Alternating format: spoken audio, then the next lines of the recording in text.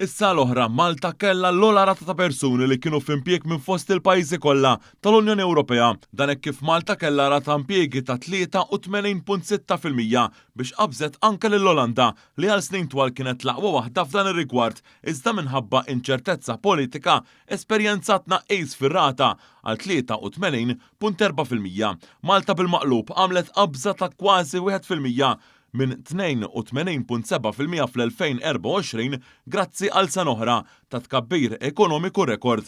Jirriżulta li l-ebda pajjiż membru tal-Unjoni Ewropea qatt ma rnexxielu jikseb rata ta' impjiegi daqstant għolja minn bdiet tinġabar din l-istatistika. Ir-rata pajjiżna iferm ogħla mill-medja tal-Unjoni Ewropea li kienet ta' 76.3%. Iċ-ċifri tal-Eurostat jikkonfermaw kemm issaħħaħ il-qasam tal-impjiegi f'pajjiżna, partikolarment fost in-nisa.